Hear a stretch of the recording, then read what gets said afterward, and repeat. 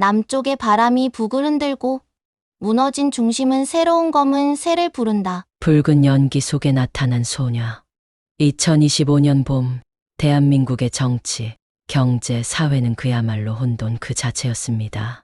조기 대선을 앞두고 국민은 피로감에 젖었고 리더의 부재는 불안감을 키웠습니다. 바로 그때 한 장의 영상이 세계를 흔들기 시작했습니다.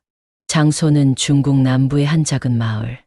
인터넷에 올라온 영상 속에는 단정한 흰색 전통 의상을 입은 한 소녀가 있었고 그녀는 눈을 감고 낮은 목소리로 무언가를 읊조리고 있었습니다. 남쪽의 바람이 북을 흔들고 무너진 중심은 새로운 검은 새를 부른다. 당시에는 대부분의 사람들이 그저 한 무속 영상쯤으로 생각했습니다. 그러나 시간이 지날수록 그 영상은 점점 관심을 끌게 됩니다. 왜냐하면 그 소녀가 예언한 문장들이 하나둘씩 현실이 되어가기 시작했기 때문입니다. 그녀가 말한 검은 새는 당시 야권의 젊은 정치 지도자를 떠올리게 했고 남쪽의 바람은 대규모 촛불 시위로 해석되었습니다. 더욱이 그녀의 예언 중 하늘 위에서 별 하나가 사라질 것이다라는 말은 특정 정치인의 구속 소식과 절묘하게 겹쳤습니다. 이 소녀는 중국의 후난성 외곽마을 출신으로 마을에서는 오래전부터 다른 세계를 보는 아이로 불렸다고 합니다. 어릴 적부터 자연과 대화한다는 이야기를 하며 밤마다 무의식 속에서 말이 아닌 이미지를 통해 미래를 받아 적었다고 합니다. 이 소녀의 이름은 중국 현지에서는 샤오링으로 알려졌으며 작은 영혼이라는 뜻입니다. 샤오링의 예언은 단순한 한 국가의 미래만을 다룬 것이 아니었습니다. 그녀는 영상 속에서 6월 셋째 날 붉은 용은 잠에서 깨어나 나만의 대지에 발을 딛는다라고 말했습니다. 6월 셋째 날은 정확히 2025년 6월 3일 조기 대선일과 일치합니다. 많은 사람들은 여기서 붉은 용이 특정 정치인을 상징한다고 해석했고 이는 곧바로 엄청난 온라인 논쟁으로 번졌습니다. 정치 전문가들은 이 예언을 단순한 음모론으로 치부하지 않았습니다. 왜냐하면 샤오링이 말한 몇 가지 국내외 사건이 실제로 맞아떨어졌기 때문입니다. 예컨대 그녀는 푸른 나라의 전함이 동해를 흔들고 하얀 새는 바다에서 길을 잃는다라는 말을 남겼는데 이는 실제로 미국 항모가 한반도 해역에 진입하고 일본 전개에 혼란이 있었던 사건과도 맞물렸습니다. 샤오링의 주변인들은 이 소녀가 예언을 말하고 나면 며칠씩 말을 잃고 식사도 거를 정도로 탈진했다고 전합니다. 영상 속 그녀의 눈빛은 무섭도록 깊고 고요했으며 마치 그 나이에 어울리지 않는 비운을 아는 자처럼 보였다고 합니다. 그녀의 예언 중 가장 충격적인 것은 다음과 같습니다. 남쪽의 땅에서 검은 연기가 피어오른다. 그 안에서 빛나는 눈을 가진 자가 국민의 피로를 들이마시고 다시 태어난다. 이 문장은 해석하기 나름이지만 어떤 이는 이를 이재명의 대선 승리로 또 어떤 이는 윤석열 이후의 권력 공백기 속 새로운 리더의 등장을 의미한다고 봅니다. 흥미로운 점은 이 예언이 나간 이후 한국 내 온라인 커뮤니티와 유튜브, 언론까지 그녀의 존재를 추적하기 시작했다는 것입니다. 몇몇 유튜버는 실제로 중국 후난까지 날아가 샤오링을 찾아가려 했으나 그녀는 이미 어디론가 사라졌다고 전해졌습니다. 하지만 남겨진 영상은 아직도 인터넷 어딘가에 떠돌고 있습니다. 그 영상 속 소녀의 마지막 말은 오싹함을 더합니다. 검은 해와 붉은 달이 겹칠 때 새로운 이름이 나라의 운명을 바꾼다. 이제 모든 시선은 2025년 6월로 모이고 있습니다. 과연 샤오링의 예언은 현실이 될 것인가? 그리고 그 새로운 이름은 누구를 의미하는 것인가? 검은 해와 붉은 달이 겹칠 때 2025년 6월 조기 대선을 앞두고 대한민국 전역은 전례 없는 긴장감에 휩싸여 있었습니다. 대선 캠프들은 막판 총력전을 벌였고 시민들은 마치 역사적인 무언가가 곧 일어날 것처럼 숨을 죽이고 있었습니다. 이 와중에 다시 주목받기 시작한 인물이 있었으니 바로 중국의 어린 예언자 샤오링이었습니다.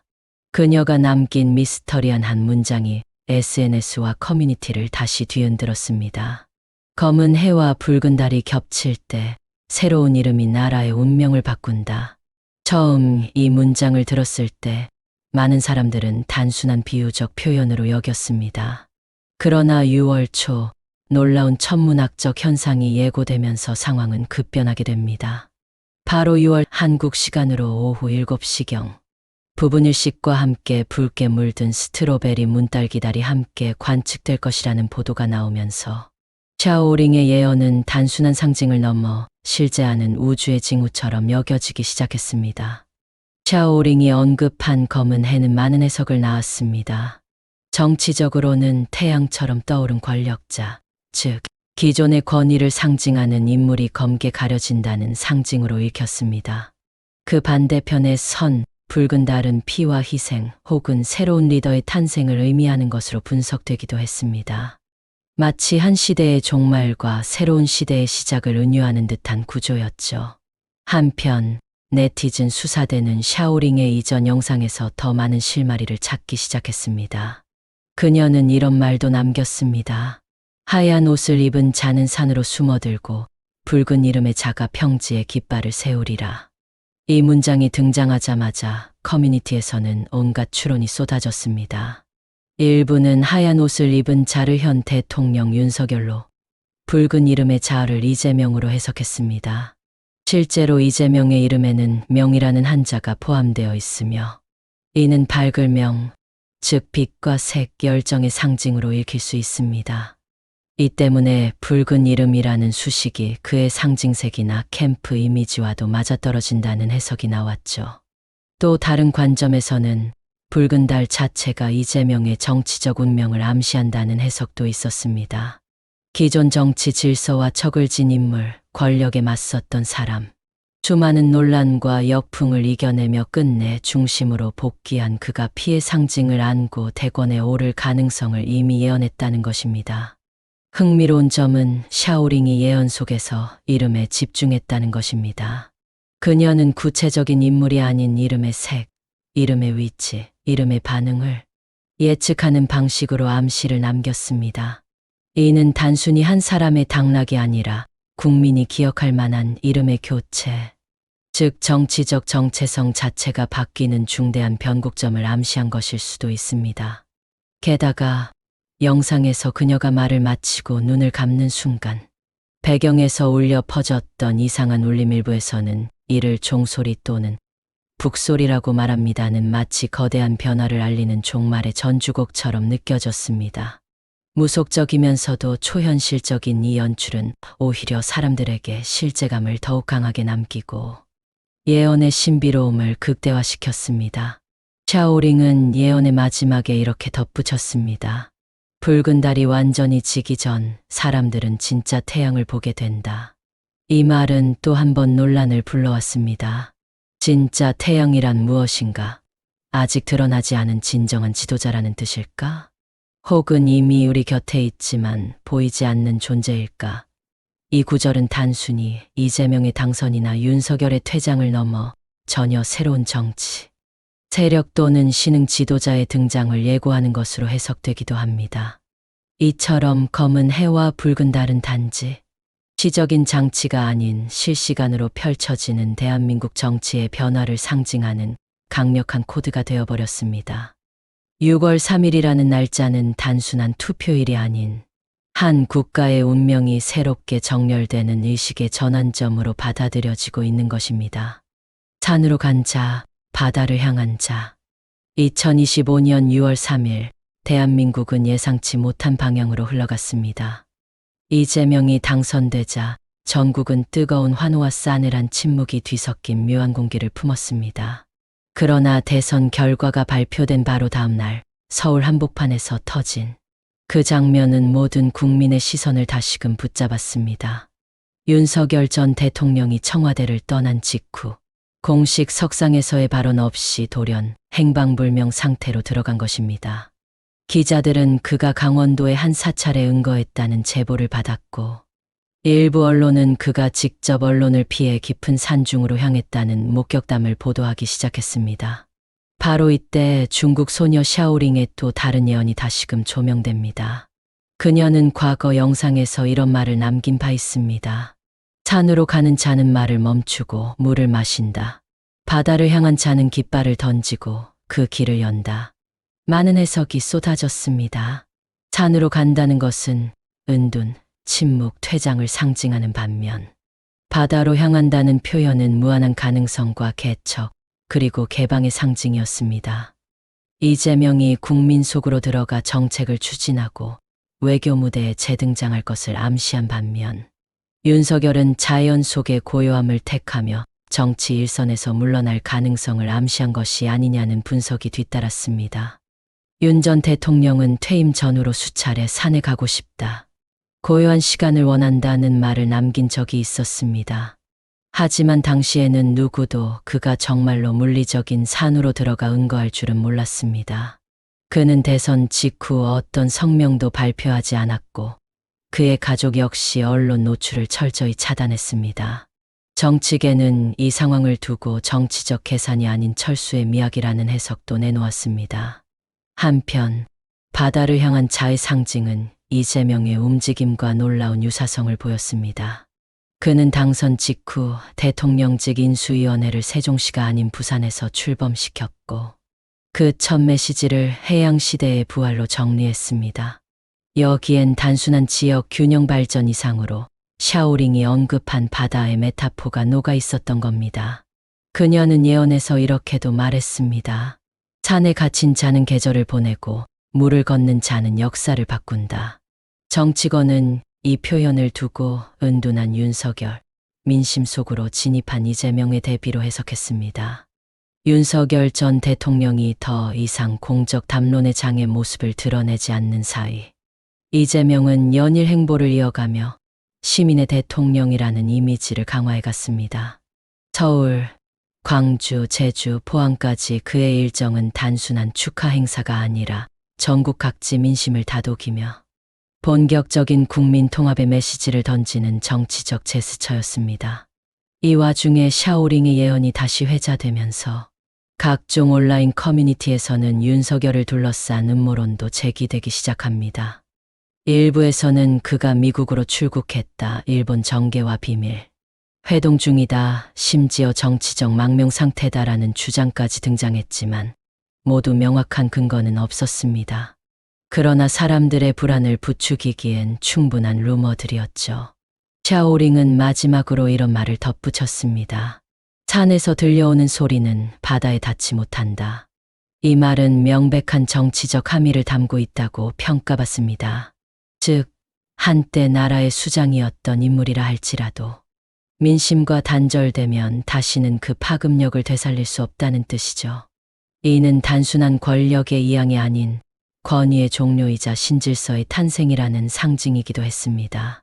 그리고 실제로 윤 전 대통령이 조용히 사라진 뒤 보수 진영은 혼란에 빠졌습니다. 지도자를 잃은 진영은 갈피를 잡지 못하고 내용을 겪었고 차기 지도자로 누가 부상할지에 대한 갈등이 수면 위로 떠오릅니다. 반면 이재명은 예언의 바다를 걷는 자처럼 아직 험난하지만 끝이 보이지 않는 새로운 항로를 개척하고 있었던 것입니다. 이제 우리는 더 큰 질문을 마주합니다. 샤오링의 예언 속 산과 바다는 단순한 은유가 아니었습니다. 그것은 리더십의 두 방향, 즉 사라짐과 남음, 퇴장과 개척, 침묵과 소통이라는 뚜렷한 이념적 갈림길을 상징했던 것입니다. 은색 깃발이 바람을 가를 때 2025년 6월 3일 이재명의 당선이 확정된 바로 다음 날 전국 주요 도시의 고층 빌딩에서는 아주 기묘한 광경이 펼쳐졌습니다. 누군가 의도적으로 은색 깃발을 펼쳐둔 것이었죠. 서울 광화문, 대구 도심, 광주 송정역 앞, 부산 센텀시티의 한복판까지 깃발은 같은 시간대 전국의 주요 지점에서 동시에 모습을 드러냈습니다. 깃발엔 아무런 문구도 없었습니다. 오직 회색빛 금속성을 머금은 은백색의 천이 바람에 나부끼고 있을 뿐이었죠. 이 장면을 본 사람들은 말합니다. 그건 단순한 깃발이 아니었다. 국기가 내려오고 은색 깃발이 올랐다. 기존 체제의 퇴장이며 새로운 질서의 선언이었다. 이런 반응들이 소셜미디어를 통해 삽시간에 퍼졌습니다. 바로 이때 중국 소녀 샤오링의 예언 중 잘 알려지지 않은 문장이 다시 떠오릅니다. 회색은 아무것도 뜻하지 않는 듯 보이나 실상은 모든 빛을 품은 색이다. 바람이 그것을 끌고 가면 이름 없는 나라가 새로운 깃발을 얻는다. 사람들은 물었습니다. 이 은색 깃발은 누구의 것이냐? 이재명 대통령과 어떤 관련이 있느냐? 이건 단순한 퍼포먼스인가? 누군가의 메시지인가? 청와대와 인수위는 아무런 언급도 하지 않았습니다. 심지어 이 깃발을 설치한 주체에 대한 경찰의 수사도 불분명으로 마무리되었죠. 그러나 민심은 이 사건을 단순한 해프닝으로 보지 않았습니다. 오히려 전국은 은색 깃발 해석하기 열풍에 빠져들었고, 이는 곧 정치 담론과 철학적 논쟁으로 번졌습니다. 여기서 다시 샤오링의 예언으로 돌아가 봅니다. 이름 없는 깃발을 따르는 자들이 생길 것이다. 그들은 전통에 무관심하며 제도를 뛰어넘고자 한다. 그러나 그 깃발은 반드시 바람을 만나야 비로소 살아난다. 정치권은 이 문장을 두고 은색 깃발이 새로운 시대의 정치 참여자들을 상징한다고 해석했습니다. 특히 기존 정당의 환멸을 느낀 MZ세대와 무당층이 이 깃발에 상징적으로 반응하고 있다는 분석이 등장한 겁니다. 그 중심에는 시민 직접 정치라는 새로운 개념이 있었습니다. 이재명 대통령은 선거 전부터 직접 플랫폼을 활용한 시민 의견 수렴, 이모지 투표, 실시간 화상 청문회 같은 실험적 제도를 예고해왔고, 그의 당선 이후 첫 발표된 개혁안 중 하나는 바로 국민 입법 플랫폼이었습니다. 국민 누구나 자신의 주민번호 인증을 통해 법안을 제안하고 투표할 수 있는 시스템이었죠. 그리고 이 시스템의 첫 화면 디자인에는 아이러니하게도 은색 바탕에 깃발 모양의 아이콘이 삽입되어 있었습니다. 누가 디자인했는지는 불분명했지만 많은 이들은 이 디자인을 은색 깃발과 직접적으로 연관지었습니다. 한편 깃발의 미스터리는 또 다른 방향으로 확산됩니다. 일부 네티즌은 깃발을 접은 각도, 나붓기는 방향, 설치된 시간과 위치 간의 거리 등을 분석하여 암호화된 메시지 구조를 제시했습니다. 실제로 부산에서 은색 깃발이 올라간 위치는 청와대의 지리적 대각선상에 위치해 있었고, 이를 따라 그려낸 선은 비정형 샤자 형태를 형성했는데, 이를 두고 새 시대의 시작인 샤이다는 해석까지 나왔죠. 샤오링의 예언 속 문장은 더욱 명확해집니다. 바람이 깃발을 살릴 때 민심은 무리를 짓지 않는다. 그들은 스스로 선택한 방향으로 움직일 것이며 지도자는 따라가는 자가 된다. 이 말은 기존 정치 질서의 붕괴와 민주주의의 비대칭적 재편을 암시합니다.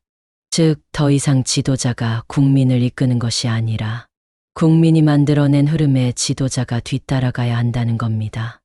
은색 깃발은 정당도, 이념도, 계파도 넘는 상징이었습니다. 누가 휘날렸는지는 여전히 모릅니다. 그러나 중요한 건 그 깃발이 실제로 민심의 상상력을 자극했고 현실 정치의 해석 방식을 뒤흔들었다는 점입니다. 윤석열 전 대통령이 침묵으로 일관하며 사라진 사이 이재명 대통령은 이 상징을 역으로 활용해 새로운 정치의 언어를 설계해 가기 시작합니다. 이제 정치인은 말을 앞세우는 사람이 아닌 신호를 해석하고 흐름을 조율하는 사람이 된 것이죠. 이재명의 본격적인 개혁 로드맵이 어떻게 예언과 겹치며 한국 정치의 판을 다시 짜기 시작하는지를 살펴보겠습니다. 무너진 성벽 위에 세운 사람의 이름. 2025년 6월 3일 이재명이 대통령으로 당선된 날 대한민국의 권력 지도는 갑작스럽게 뒤집혔습니다. 그동안 공고하다고 믿었던 보수 진영의 성벽은 마치 모래성처럼 무너졌고 그 위에 세워진 새로운 지배구조는 과거의 그것과 전혀 다른 양상을 보이기 시작했습니다. 그런데 바로 이 시점에서 중국 소녀 예언가 샤오링의 다음 문장이 조명을 받습니다. 다 허물어진 성벽 위에 이름 없는 자가 기둥을 세우리라. 그 사람의 이름은 없으나 사람들은 그를 기억할 것이다.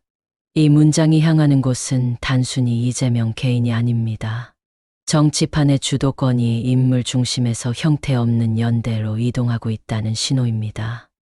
실제로 이재명 정부는 취임 직후 기존의 청와대 비서실 체계를 대대적으로 해체하고 국민참여협의체, 실시간 거버넌스 포럼, 디지털 민심위원회 등 다원화된 권력 구조를 도입했습니다. 대통령 1인의 결단보다 수많은 시민의 알고리즘적 선택이 정책을 형성해 나가는 구조. 이것은 기존 정치 질서에 대한 정면 도전이자 예언된 기둥 없는 건축의 시작이었습니다. 반면 윤석열 전 대통령은 어디에 있었을까요? 선거 패배 이후 윤 전 대통령은 공개석상의 모습을 드러내지 않았습니다. 정계 은퇴 선언도 없었고 정치적 책임에 대한 입장 표명도 없었죠. 언론은 그의 잠적을 두고 정중한 퇴장이라고 포장했지만 시민들은 회피와 무책임이라는 해석을 더 많이 내놓았습니다. 바로 이때 또 다른 샤오링의 예언이 사람들 입에 오르내리기 시작합니다. 한 시대를 열었던 이가 그 시대가 닫힐 때 가장 깊은 어둠으로 들어가리라. 그는 다시 빛을 보지 못한다. 이는 단지 정치적 실각이 아니라 역사적 망각이라는 더 깊은 측면의 이야기로 읽힙니다. 윤 전 대통령의 이름은 뉴스에서 빠르게 사라졌고 그의 측근들은 일제히 침묵하거나 야권 재편에 참여하지 않았습니다. 정치사에서 삭제된 듯한 느낌이었습니다. 이는 예언이 말한 기억되지 않는 지도자의 전형적 모습과 일치합니다. 이 시기에 정치권은 오히려 이재명 1인 리더십에 주목하지 않았습니다. 사람들은 누구보다 빠르게 이재명 2호를 말하기 시작했습니다. 이것은 새로운 리더에 대한 조급함이 아니라 새로운 정치 구조가 한 사람에 의해 유지되는 것이 아니라는 확신의 반영이었습니다. 실제로 이재명 대통령은 취임 이후 권한 이양을 지속적으로 시도했습니다.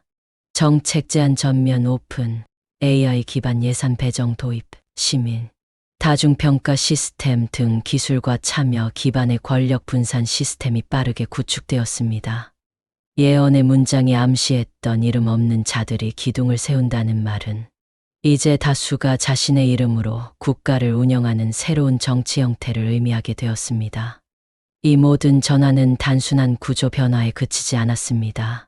국민 개개인이 주도자가 되는 시대, 이것은 교육, 복지, 경제 전반에 걸쳐 참여 우선 패러다임을 확산시켰고 한국 사회는 급격한 이념 무력화와 공동체 재구성을 경험하게 됩니다.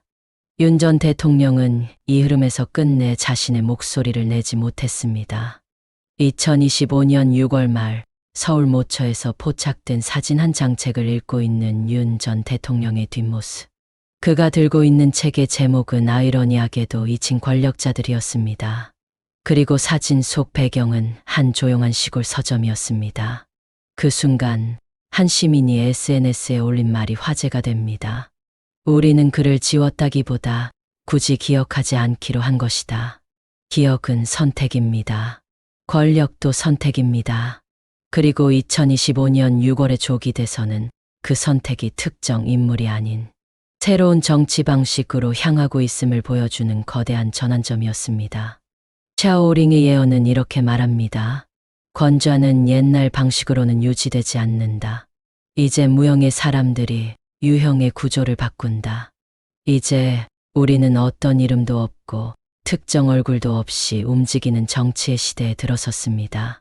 그 시대를 가능하게 한 건 구시대의 붕괴였고 그 위에 세운 이름 없는 사람들의 의지였습니다. 다음 챕터에서는 이재명 정부의 개혁 핵심 키워드인 탈이념 재심이나 분산 국가 전략을 중심으로 한국이 어떤 방향으로 나아가고 있는지 살펴보겠습니다. 국가가 사라진 자리, 시민이 설계한 미래. 2025년 6월 3일, 대한민국은 조기 대선을 통해 새로운 지도자를 맞이했습니다. 그러나 이 순간부터 진짜 이야기가 시작되었습니다. 영상이 재미있으셨다면 좋아요, 구독 부탁드립니다.